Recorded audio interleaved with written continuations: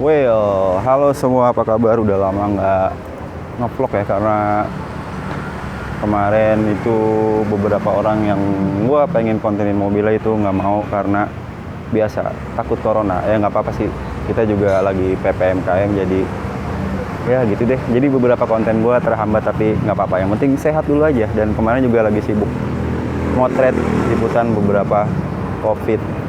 Ya pokoknya tentang COVID deh. Jadi nggak update lagi vlognya. Dan sekarang gua mau ngomongin tentang bearing roda. Jadi bearing roda ini sebenarnya bahayanya banyak banget, bukan cuma tentang kenyamanan tapi menyangkut juga keselamatan. Karena kemarin itu Xenia yang di rumah gua itu kemarin dipakai kakak gua. Kebetulan mobil itu emang jarang dipakai. Terus pas dipakai itu setelah dibawa beberapa jauh gitu ya, tahu-tahu remnya blong, terus bannya kayak ngunci, kayak buat jalan berat gitu, tapi remnya blong. Nah, terus habis itu dibawa ke bengkel, dan ternyata penyebab dari rem blong itu adalah bearingnya udah rusak, dan ternyata bearing itu menjadi salah satu penyebab remnya itu blong.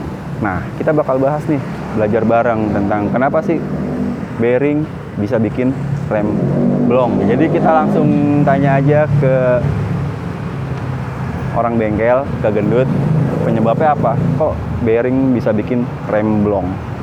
Oke, kita langsung saksiin aja segmen belajar bareng ini. Yuk, cus!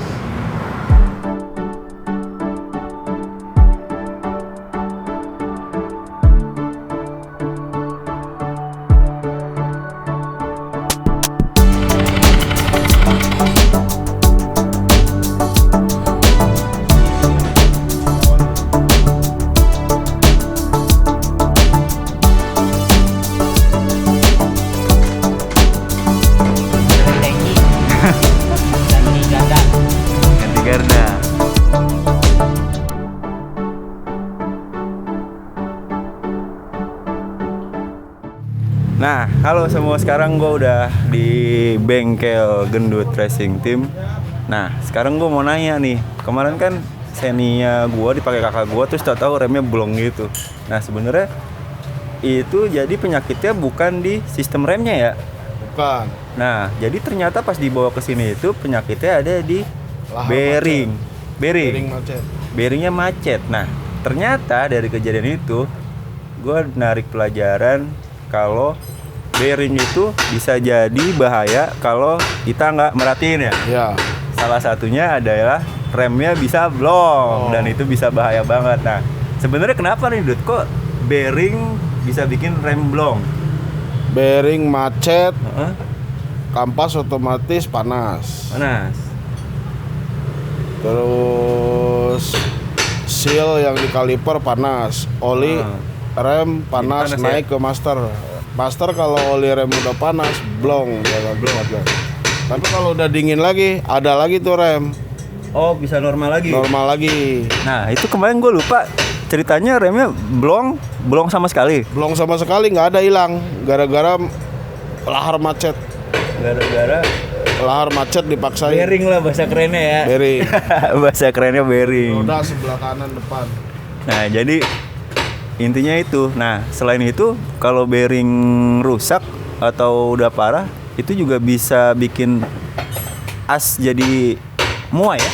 Iya. Nap roda bisa jadi, kalau dilamain dipaksain bisa patah nap rodanya. Karena panas memuai terus, ya. Memuai. Nah, gitu. Itu juga bearing ada dua. Bearingnya macet sama bearing udah oblak. Kalau bearing udah oblak, rem otomatis kadang dalam, kadang tinggi. Nggak stabil ya? Nggak stabil. Tapi kalau bearing macet, lama-lama dipaksain, timbulnya blong. Kayak kemarin tuh. Makanya kadang-kadang kalau pas naik ke gunung gitu, turunan enak. Pas naik bagus. Pas giliran turun kadang-kadang ngerem terus, lama-lama blong.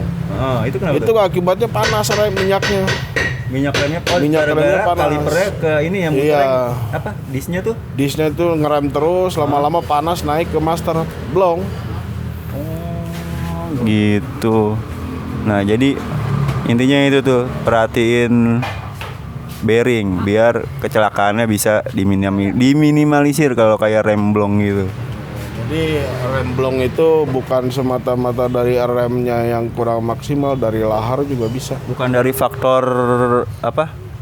Master gitu-gitu yang berkaitan sama. Bukan ya, ada banyak faktor ya. Banyak faktornya. Salah satunya Lahar. kondisi bearing yang udah nggak bagus, jadi bikin kayak ngunci dong. Kayak ngunci, tapi rem dalam.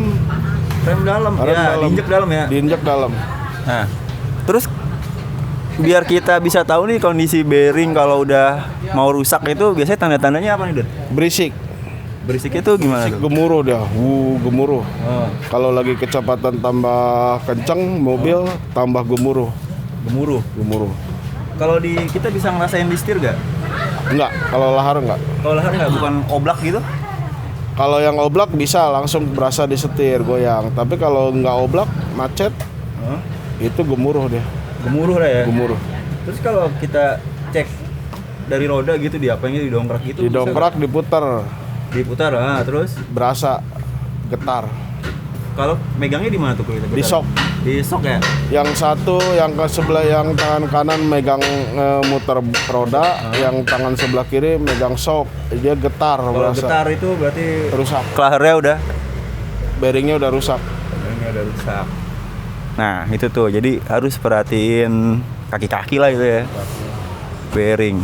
Kadang kalau lagi pas cuci mobil yang diangkat itu putar aja iseng. Cek ya? Cek. Nah, air bisa ngaruh nggak kalau mobil sering kena banjir? Wah, ngaruh banget.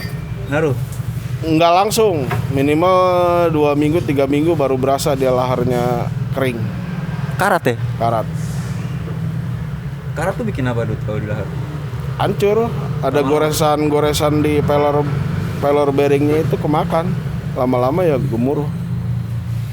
Nah itu jadi kayak mobil bekas banjir tuh perlu diperhatiin juga tuh bearingnya ya. Nah Nggak langsung, 2-3 minggu sampai sebulan baru berasa efek ya. Nah sip, kayaknya itu dulu tuh. Jadi pelajaran yang kita dapat kemarin tuh dari Xenia itu, ternyata lahar tuh bisa punya potensi buat bikin rem blong. Jadi bukan cuma di sistem remnya aja, ada banyak faktor di mobil yang bikin rem blong. Salah satunya bearing.